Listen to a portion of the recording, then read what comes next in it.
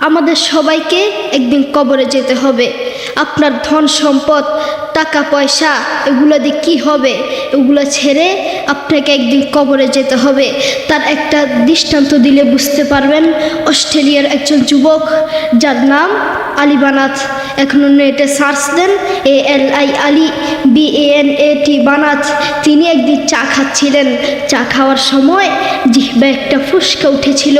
Doctor দেখায় ভালো হয় না, ডাক্তার দেখায় ভালো হয় না। ডাক্তার বলেছেন তার ক্যান্সার হয়েছে। ক্যান্সারের 4টি স্টেজ রয়েছে, প্রথম, দ্বিতীয়, তৃতীয়, চতুর্থ স্টেজ, জীবনের শেষ স্টেজ। আপনার বেশি দিন বাকি নেই। সেই আলী বানাত লক্ষ লক্ষ টাকার মালিক। এক এক জোড়া জুতা ব্যবহার করতেন, যার দাম হাজার টাকা। এক জোড়া স্যান্ডেল ব্যবহার করতেন, যার দাম 45,000 টাকা। একটা ফেরারি গাড়ি ব্যবহার করতেন, যার দাম কোটি কোটি টাকা। সেই আলী বানাত এই মাটির নিচে চলে গিয়েছেন। তিনি মারা যাওয়ার আগে মহিলার মতো হাউমাউ করে কাঁদতে কাঁদতে মারা যাননি। তিনি মারা যাওয়ার আগে কোরআন তেলাওয়াত করতে করতে দুনিয়া থেকে বিদায় হয়েছে। আল্লাহু আকবার। সেই আলী বানাত মাটির নিচে চলে গিয়েছেন। তেমনিভাবে আমাদেরকে এই মাটির নিচে যেতে হবে। আজকের এই মাহফিল আপনার জীবনের শেষ মাহফিল হতে পারে। আজকের এই মাহফিল আমার জীবনের শেষ মাহফিল হতে পারে।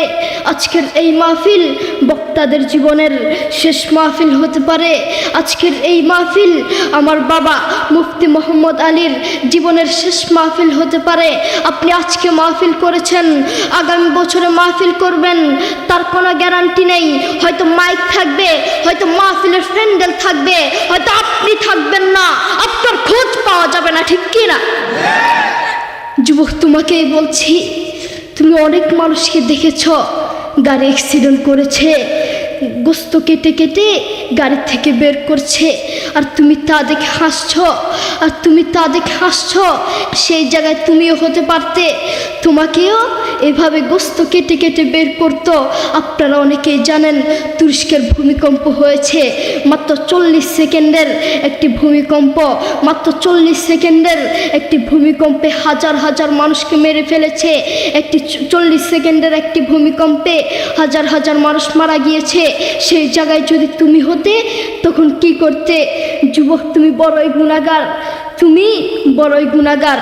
তুমি আল্লাহর কোরআনকে লাথি মেরে, আল্লাহর কোরআনকে অসম্মানী করে কবরে যাবে, শান্তি পাবে না। তুমি জানো কোরআন কি জিনিস?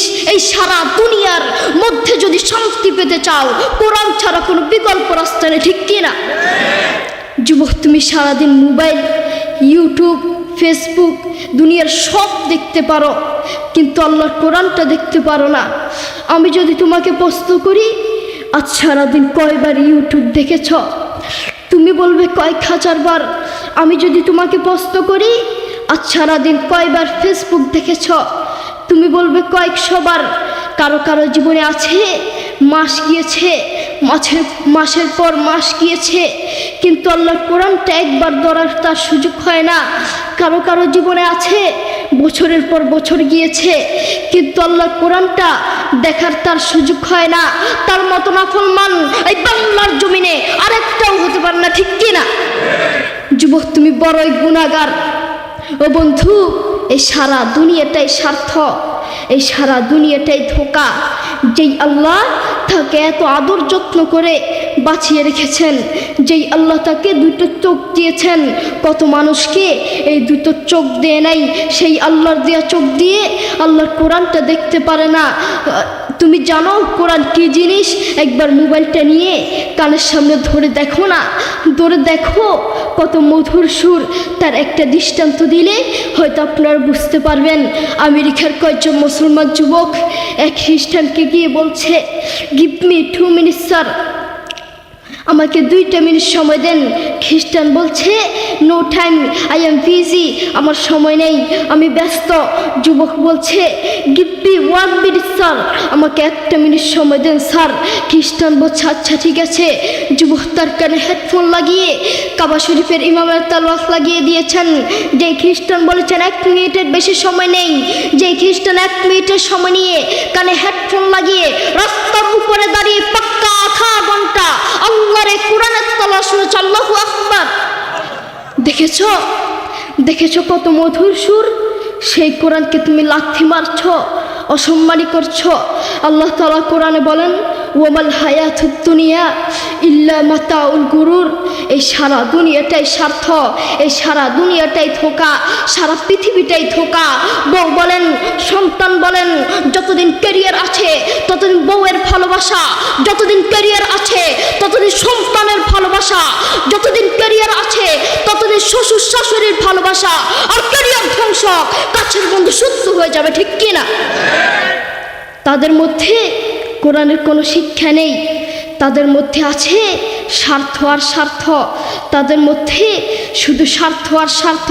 এই সমাজের কিছু অমুসলিমরাই কোরআনের বিরুদ্ধে লাগে, এই সমাজের কিছু অমুসলিমের বাচ্চারাই, নাস্তিকরাই কোরআনকে লাথি মারে, ঠিক কি না? অমুসলিমরাই কোরআনকে লাথি মারে। আপনি বাপ, আপনার ছেলের খোঁজ নিয়ে দেখেন, আপনার ছেলে ব্রাজিলের জন্য দোয়া করে। আপনি বাপ, বাসায় গিয়ে খোঁজ নিয়ে দেখেন, আপনার ছেলে আর্জেন্টিনার জন্য দোয়া করে। আসার সময় দেখলাম এক পাগলা দোয়ার আয়োজন করছে। এক সাংবাদিক তাকে জিজ্ঞেস করলো, ভাই আপনি কার জন্য দোয়ার আয়োজন করছেন? লোকটি বলল, নেইমার অসুস্থ, তার জন্য দোয়ার আয়োজন করছি। তুমি নিজেকে মুসলিম মনে করো যুবক, তুমি নিজেকে মুসলিম দাবি করো, তুমি নিজেকে মুসলমান দাবি করো, অথচ তুমি ব্রাজিল আর্জেন্টিনার পিছনে দৌড়াও। যেই আল্লাহ তোমাকে চোখ দিয়েছেন সেই আল্লাহর জন্য কোরআনটা পড়তে পারো না। আপনি বাপ, আপনার ছেলেকে কোরআনের কথা বলেন না, ইসলামের কথা বলেন না, এই জন্য আপনার ছেলে ব্রাজিল আর্জেন্টিনার জন্য দোয়া করে। আপনি আপনার ছেলেকে বলেন, বাবা তাড়াতাড়ি ঘুমাও, সকালে অঙ্কের টিচার আসবে। বাবা তাড়াতাড়ি ঘুমাও, সকালে ইংরেজির টিচার আসবে। বাবা তাড়াতাড়ি ঘুমাও, সকালে স্কুলে যেতে হবে। আপনি নাফরমান, মা আর বাপ অঙ্কর কথা বললেন। আপনি নাফরমান, মা আর বাপ ইংরেজির কথা বললেন।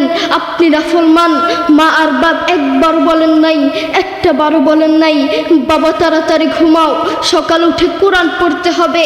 এই জন্যই বলি, এই সমাজের কিছু নাফরমান মা আর বাপের জন্য একটা ভালো সন্তানও নষ্ট হয়, একটা ভালো সন্তান জালেম হয়, ঠিক কিনা? আপনি বাপ, আপনার ছেলেকে বলছেন, বাবা বলো তো দেখি সরেও তো অজগরটি আসছে তেরে। ছেলেকে ভয় দেখানোর দরকার নাই। আপনি আপনার ছেলেকে এগুলো কেন শিখাচ্ছেন? আপনি আপনার ছেলেকে শিখাবেন, বাবা বলো তো দেখি সরেও তো অজু করে নামাজ পড়ি। একদিকে ইসলাম শিখবে, আরেকদিকে বাক্য শিখবে। আপনি আপনার ছেলেকে কিছু কবিতা শিখাচ্ছেন, বাবা বলো তো দেখি ওই দেখা যায় তাল গাছ, ওই আমাদের গা, ওইখানেতে বাস করে কানা বগিচা। ও বগিতে খাস কি, পান্তা ভাত চাষ কি, পান্তা আমি পাই না, পুঁটি মাছ পান্তা আমি খাই না, পুঁটি মাছ পাই না। একটা যদি পাই ধরে গাপুস কুবুস খাই, গাপুস কুবুস খাওয়া লাগবে না। আপনি বলেন আপনার ছেলে এটা থেকে কি শিখলো? আপনি আপনার ছেলেকে এগুলা কেন শিখাচ্ছেন? আপনি আপনার ছেলেকে বলবেন, বাবা বলো তো দেখি ওই দেখা যায় কবর, ওই আমাদের ঘর, ওইখানেতে থাকতে হবে অনেকটা বছর। ও কবর তুই চাস কি, নেককার লোক পাস কি, নেককার লোক পাই না। একটা যদি পাই ধরে জান্নাতে ঢুকে, ঠিক কিনা? আপনি আপনার ছেলেকে এগুলো শিখাবেন, তাহলে আপনার ছেলে যোগ্য আলেম হতে পারবে। আপনি আপনার ছেলেকে একদিকে অঙ্ক শিখাচ্ছেন, আরেকদিকে সুদ শিখাচ্ছেন। আপনি আপনার ছেলেকে বলছেন, বাবা বলো তো দেখি 100 টাকায় যদি 2.5 টাকা সুদ আসে, 10 লক্ষ টাকায় কত টাকা সুদ আসবে? মুসলমানের বাচ্চা সুদের অঙ্ক কেন শিখবে? আপনি আপনার ছেলেকে সুদের অঙ্ক কেন শিখাচ্ছেন? আপনি আপনার ছেলেকে শিখাবেন, বাবা বলো তো দেখি 100 টাকায় যদি 2.5 টাকা সুদ আসে, 10 লক্ষ টাকায় 100 টাকায় যদি 2.5 টাকা জাকাত আসে, 10 লক্ষ টাকায় কত টাকা জাকাত আসবে? আপনি আপনার ছেলেকে এগুলো শিখাবেন। একদিকে ইসলাম শিখবে, আরেকদিকে জাকাত শিখবে। মুসলমানের বাচ্চা সুদের অঙ্ক কেন শিখবে? মুসলমানের বাচ্চা অঙ্ক শিখবে তো ইসলামিক পদ্ধতিতে শিখবে। কোরআনের কথা বলতে যদি নিজের জীবন দিতে হয়, জীবন দিতে রাজি। ইসলামের কথা বলতে যদি নিজের জীবন দিতে হয়, জীবন দিতে রাজি। হকের কথা বলতে যদি জীবন দিতে হয়, জীবন দিতে রাজি। কিন্তু ঈমান হারাতে রাজি নাই, ঠিক কিনা? আমাদের ভিতরে ঈমান থাকা দরকার। আমাদের ভিতরে যদি ঈমান থাকে আমরা কবরে শান্তিতে থাকতে পারবো। আল্লাহ রাসূল সাল্লাল্লাহু আলাইহি ওয়াসাল্লাম এবং তার সাহাবীরা নিজের জীবন দিতে রাজি থাকতো, কলিজা নিতে রাজি থাকতো, কিন্তু ঈমান হারাতে রাজি থাকতো না, ঠিক কি না? আপনারা ঘুমাচ্ছেন নাকি? আসেন তাকবীর দিই। লিল্লাহি তাকবীর, লিল্লাহি তাকবীর, আল্লাহু আকবার, আল্লাহু আকবার। আল কোরআনের আলো, আল কোরআনের আলো, ঘরে ঘরে জালো, আল হাদিসের আলো, ঘরে ঘরে জালো, তাওহীদের আলো, ঘরে ঘরে জালো, সুন্নাহর আলো, ঘরে ঘরে জালো। মূল কথা বলতে চাচ্ছি, আমরা যদি কবরে শান্তি পেতে চাই ঈমানদার হতে হবে, কোরআন পড়তে হবে। আল্লাহ তাআলা আমাদের সবাইকে বুঝার তৌফিক দান করুন। ওয়া আখিরু দাওয়ানা আলহামদুলিল্লাহি রাব্বিল আলামিন। ওয়াসসালামু আলাইকুম ওয়া রাহমাতুল্লাহি ওয়া বারাকাতুহু।